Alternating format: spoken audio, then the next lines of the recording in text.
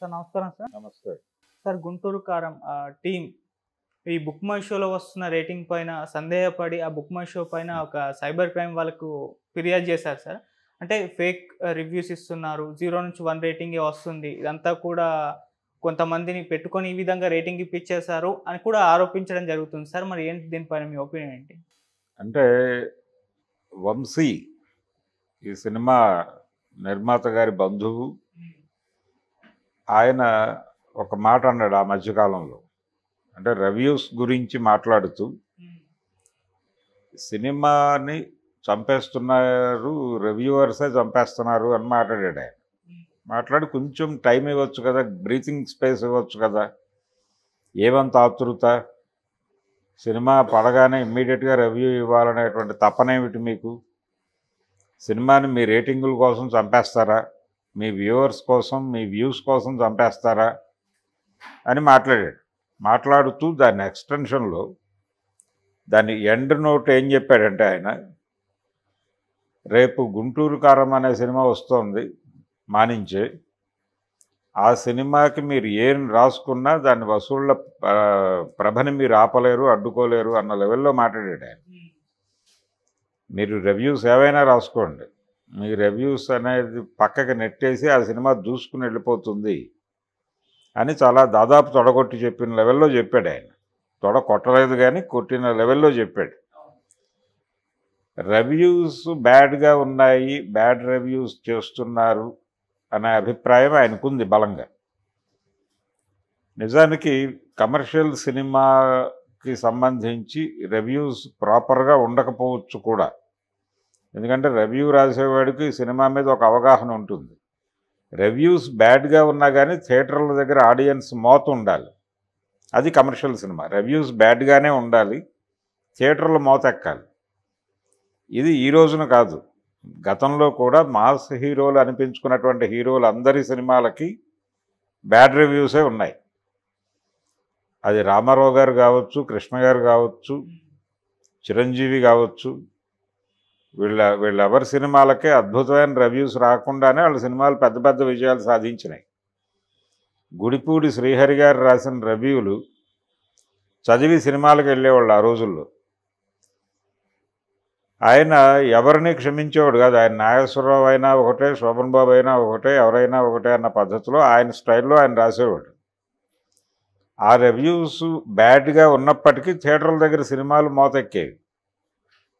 కాబట్టి క్రిటిక్స్ చెప్పేస్తే జనాలు ఆగిపోతారు అనేది కాదు ఇక్కడ. అసలు వాళ్ళ పర్సెప్షన్లోనే తేడా ఉంది. ఇప్పుడు రివ్యూస్ విడిగా ఎవరు ఇవ్వట్లే. ఆ రోజున గుడిపూడి శ్రీహరి గారో లేకపోతే మరొకళ్ళు రివ్యూస్ రాసేవాళ్ళు. ఒక దశలో నిక్ నేమ్స్తో కూడా కొంతమంది రివ్యూస్ రాసేవాళ్ళు. ఈ సినిమా బాగాలేదు, మరో చార్లెస్ లాంటి వాళ్ళు రాసేవాళ్ళు. ఆ పేరు పెట్టుకుని రాసేవాళ్ళు. వేరే ఆయన ఈశ్వరరావు అనే ఆయన.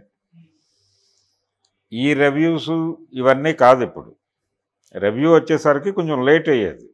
పత్రిక శుక్రవారం సినిమా రిలీజ్ అయితే అది మంగళవారమో బుధవారమో పత్రిక వచ్చేది. కాబట్టి ఆ 4-5 డేస్ బ్రీతింగ్ స్పేస్ ఉండేది. అది వాళ్ళ ఉద్దేశం. కానీ అసలు ఇప్పుడు అర్థం చేసుకోవాల్సింది ఏంటంటే, వంశీ కానీ ఎవరైనా కానీ రివ్యూవర్ ఇవ్వట్లా.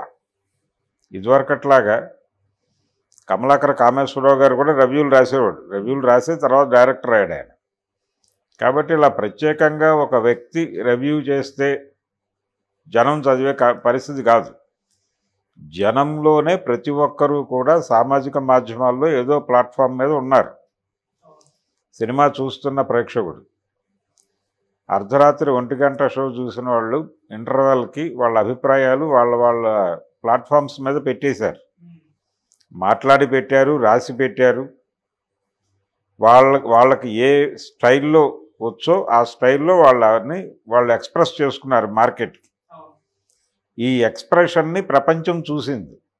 తెల్లారేసరికే చూశారు. దిల్ రాజు గారు అన్నారు, 1 గంట షోకి మాత్రమే నెగిటివ్ రివ్యూస్ వచ్చినాయి, మార్నింగ్ పాజిటివ్ రివ్యూస్ మొదలైనాయి. అంటే నైట్ సినిమా మీద విపరీతమైన అంబిషన్, ఎక్స్పెక్టేషన్స్ ఉన్నవాళ్ళు వెళ్ళారు. వాళ్ళు హర్ట్ అయ్యారు. చాలా ఎక్కువ ధరకి టిక్కెట్లు కొనుక్కుని వెళ్ళిన వాళ్ళు కూడా 1 గంట షోకి వెళ్ళారు వేలల్లో. 3,500 నుంచి 5,000 వరకు నడిచింది టికెట్ రేటు. ఆ వెళ్ళిన వాళ్ళు హర్ట్ అయ్యారు. తాము పెట్టిన డబ్బులకి, తాము వెచ్చించినటువంటి కాలానికి తగిన విలువ అక్కడ కనిపించలేదు వాళ్ళకి. దాంతో తీవ్రంగా గాయపడ్డారు. ఆ గాయపడ్డ మనసులు ఇమ్మీడియట్గా స్పందించినాయి. అది ఫేస్బుక్లో స్పందించినాయి, ట్విట్టర్లో స్పందించినాయి, లేకపోతే ఇన్స్టాగ్రామ్లో స్పందించినాయి, ఇంకొక చోట స్పందించినాయి, యూట్యూబ్లో స్పందించినాయి. బయటికి వెళ్ళి మైకులు పెట్టిన వాళ్ళ దగ్గర స్పందించారు. డైరెక్టర్ మీద దాడి చేస్తామన్న లెవెల్లో మాట్లాడారు. కాబట్టి ఇది పబ్లిక్ వాయిసే తప్ప రివ్యూవర్ల తప్పేం కాదు. రెండోది, సినిమాకి గతంలో మౌత్ పబ్లిసిటీ ఉండేది. ఇప్పుడు మౌత్ పబ్లిసిటీ కాదు, క్లిక్ పబ్లిసిటీ. పోస్ట్ రాసిన తర్వాత క్లిక్ అంటే అది వెళ్ళిపోతుంది ప్రపంచంలోకి. ఆ క్లిక్ పబ్లిసిటీ నడుస్తోంది ఇప్పుడు. వేలి మీద ఉంది సినిమా బతుకు. అది తెలుసుకోవాలి ముందాళ్ళు. సామాజిక మాధ్యమాల్లో ఎవరూ కూడా మా సినిమా గురించి నెగిటివ్గా రాయకూడదు అని ప్రపంచం మీద ఒక ఆంక్ష పెట్టండి. లేదు, ఫేస్బుక్లో ఎవరైనా నెగిటివ్గా రాస్తే, లేకపోతే ట్విట్టర్లో ఎవరైనా నెగిటివ్గా మాట్లాడితే, యూట్యూబ్లో ఎవరైనా నెగిటివ్గా మాట్లాడితే వాళ్ళ మీద వాళ్ళకి 20 సంవత్సరాలు 30 సంవత్సరాలు శిక్షలు వేస్తాం, లేకపోతే ఉరి శిక్షలు వేస్తామని చెప్పి చట్టం తీసుకురండి. అంతే తప్ప ఉన్న అభిప్రాయం చెబితే ఇబ్బంది ఎందుకు? ఇప్పుడు అందులో కూడా బుక్ మై షోలో కూడా వాళ్ళకు వచ్చిన ఫీడ్బ్యాక్ నుంచి వాళ్ళు రాస్తారు. ఆ ఫీడ్బ్యాక్ నెగిటివ్గా ఉంది. పాజిటివ్గా ఎలా ఉంటుంది? సినిమాలో కంటెంట్ ఇంప్రెస్ చేయలేనప్పుడు ఇంప్రెస్ చేయగలిగితే పాజిటివ్గా ఉంటుంది. ఏ విధంగానైనా ఇంప్రెస్ చేయొచ్చు. రెండోది, కమర్షియల్ సినిమాకి లాజిక్లు ఉండవు. నేను ఇందాక చెప్పినట్టుగా రివ్యూ చేసేవాడు కొన్ని లాజిక్స్ మిస్ అయినా ఈ సినిమాలో అనొచ్చు. కానీ కమర్షియల్ సినిమాలో లాజిక్లు వర్కౌట్ అవ్వరు. లాజిక్లు ఇవన్నీ కాదు, లాజిక్లకు అతీతంగానే నడుస్తుంది కమర్షియల్ సినిమా అనేది. మహేష్ బాబు ఒక పద్ధతి ప్రకారం ఉంటాడని జనాలు థియేటర్కి వెళ్ళరు. ఆయన చెలరేగిపోతాడు, కొడితే 20 మంది చచ్చిపోతారు అనే ఒక బల్లెం విసిరితే ఒక 20 మంది గుచ్చుకుని చచ్చిపోతారు, కత్తి విసిరితే ఒక 10 మంది చచ్చిపోతారు అనే వెళ్తారు థియేటర్కి ప్రేక్షకుడు.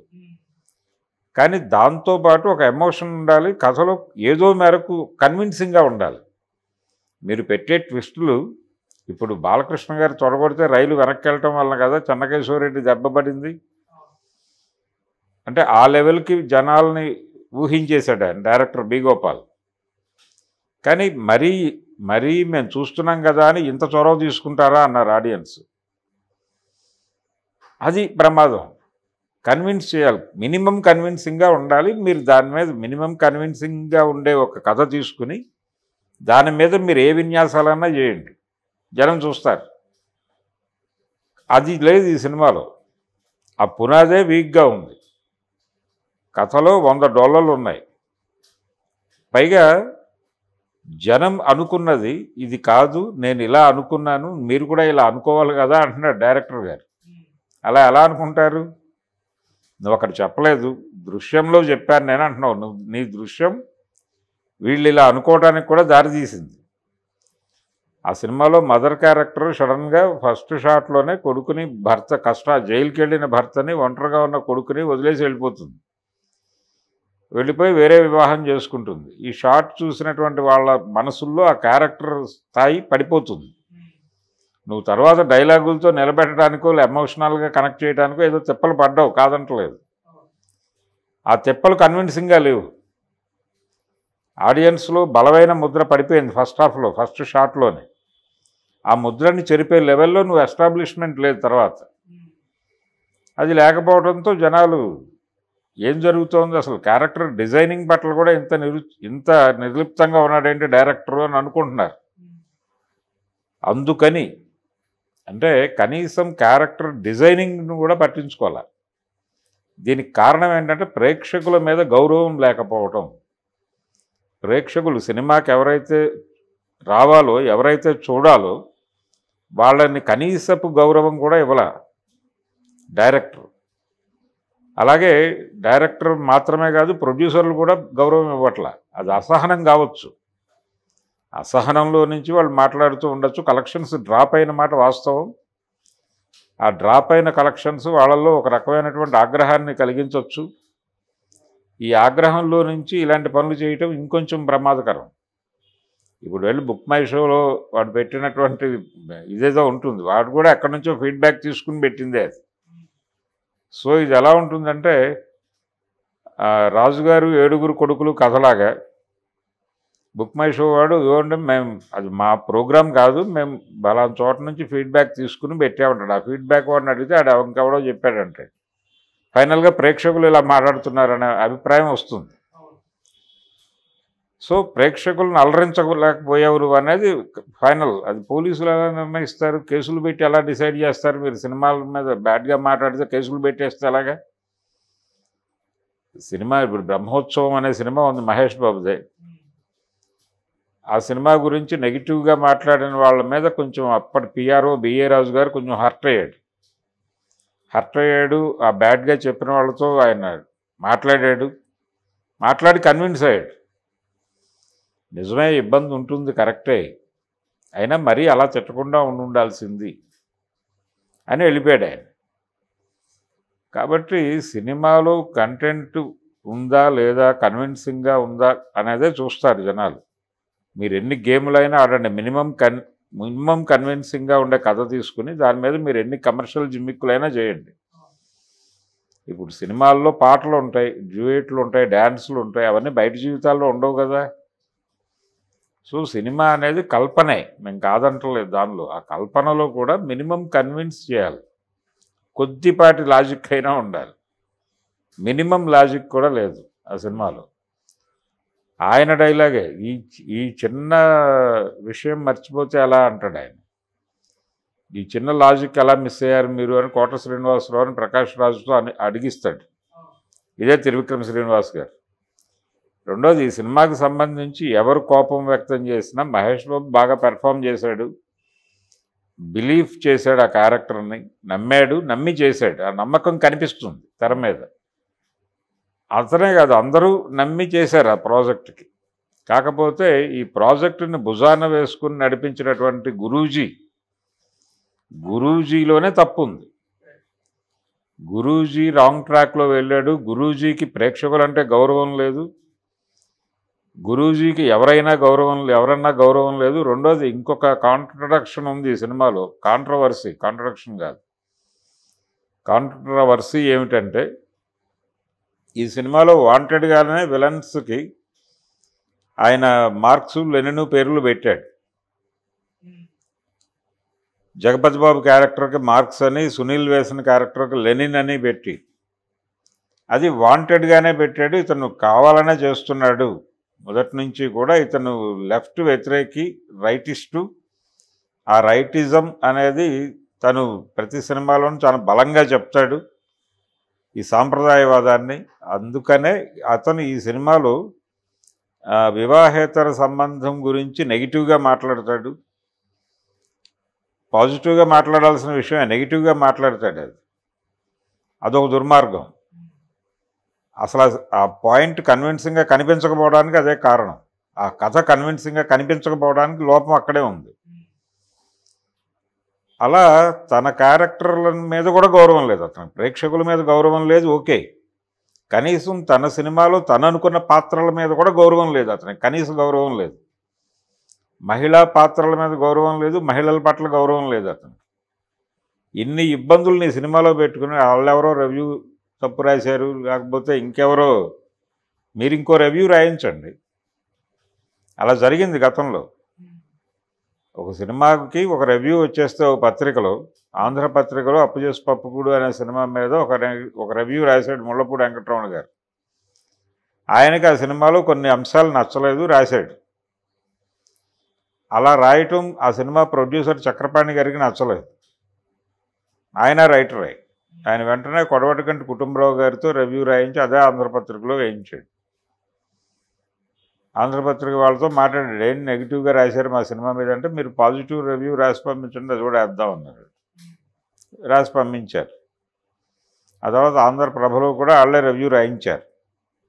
విజయ బ్యానర్ నుంచి నడిచింది అది. సో మీరు ఇంకొక రివ్యూ రాసి ప్రచారం చేయండి. లేదు, మీరు అసలు ఒక చట్టం తీసుకురండి, ప్రభుత్వాల మీద ప్రెజర్ చేసి చూసిన సినిమా గురించి ఎవరు ఎక్కడా మాట్లాడకూడదు, మాట్లాడకుండా ఉండేటట్టయితే సినిమా చూడండి, లేదంటే కనుక అసలు సినిమాలు చూడొద్దు. మీరు సినిమాలు తీయకండి, మానేసి వెళ్ళిపోండి. ఎవడు పాకులాడట్లేదు కదా, మీ దగ్గరికి వచ్చి బతిమాలట్లేదుగా ప్రేక్షకులు. వంశీ గారు కొంచెం ఒక సినిమా తీయండి ప్లీజ్ అని ఎవడు బతిమాలట్లేదుగా మీ ఇంటికి వచ్చి. మీరు మీ మీద వ్యక్తిగత కక్షలేం లేవుగా ఎవరికి. మీరు కన్విన్సింగ్గా సినిమా తీస్తే బాగుందని దండం పెడతారుగా, ఇంతకుముందు పెట్టారుగా. మీరు చెత్త తీస్తే చెత్త అంటారు, మీరు మంచి సరుకు అమ్మితే కొనుక్కుని తింటారు. మీరేమో సరైనటువంటి వంటకం వండకుండా ఉడకని కూరలు పట్టుకొచ్చి మార్కెట్లో పెట్టి మీరు తినండి అంటే ఎట్లా తింటారు జనాలు? పైగా తినలేదని జనం మీద కోప్పడితే ఎలాగా? ఈ వంట బాగాలేదన్నోడి మీద కేసులు పెడతారంటే ఎలాగా? ఒక రకమైనటువంటి డబ్బు మదం కూడా కనిపిస్తుంది ఈ రకమైనటువంటి ఈ పోకడలు. పెట్టమనండి కేసులు, ఎంతమంది మీద పెడతారో ఒకసారి అందరూ కలిసి కూర్చోబెట్టి మాట్లాడితే సెట్ అవుతాడు. ఇది గురూజీ వెనకాలుండి నడిపిస్తున్న డ్రామా అని కూడా అనుకోవచ్చు. గురూజీ వెనకాలుండే ఈ మాట్లాడుతున్న వాళ్ళందరూ కొంచెం వాంటెడ్గానే మన సినిమాని బ్యాడ్ చేయాలనుకుంటున్నారు అనేటువంటి మోటివేషన్ వాళ్ళకి ఇస్తున్నాడు ప్రొడ్యూసర్లకి. వాళ్ళు రెచ్చిపోతున్నారు. ఆయన పర్మనెంట్ బ్యానర్ అది, ఆయన మిత్రులే వాళ్ళు, ఆయన మార్గదర్శనంలో అడుగులు వేస్తున్నటువంటి వాళ్ళు కూడా. ఆ విషయం వంశీ తీసేటువంటి ప్రతి సినిమాకి ఈ కథను యాక్సెప్ట్ చేసినటువంటి గురువు గారికి స్వాగతం, లేకపోతే గురువు గారికి ధన్యవాదాలు ఈ స్లైడ్ ఒకటి పడుతుంది. కాబట్టి ఆయన వంశీ అనే క్యారెక్టరు గురూజీ శిష్యరికంలో ఉన్నాడు. అది ప్రమాదం. అక్కడ నుంచి మొదలైంది ప్రమాదం. రాధాకృష్ణ అనే ఆయన ప్రొడ్యూసర్. అసలు యాక్చువల్గా అతనితో బంధుత్వం ఉంది. ఈ బంధుత్వంతో అతను ఈ ప్రాజెక్టులోకి ఎంటర్ అయిపోయి తన పద్ధతిలో తాను రెచ్చిపోతున్నాడు. దిల్ రాజు గారు కూడా మొన్న ప్రెస్ మీట్ పెట్టినప్పుడు ఆయన అన్నమాట ఏంటి, కలెక్షన్స్ బాగానే ఉన్నాయి అంటే మార్కెట్కి ఒక హోప్ ఇవ్వాలనుకున్నాడు, మాట్లాడాడు. బలంగా కూర్చోలేదు. ఆయన చెప్పింది ఏంటంటే నైట్ షో దగ్గర నుంచి నెగిటివ్ మొదలైంది, మార్నింగ్కి సెటిల్ అయింది అన్నాడు. ఉదయం వచ్చిన వాళ్ళు ఎవరు? 1000 రూపాయలు పెట్టి టికెట్లు కొనుక్కున్న వాళ్ళు కాదు. నైట్ వచ్చిన వాళ్ళు 1000 రూపాయలు పెట్టి టికెట్లు కొనుక్కున్న వాళ్ళు హర్ట్ అయ్యారు. మార్నింగ్ రివ్యూస్ కూడా పెద్ద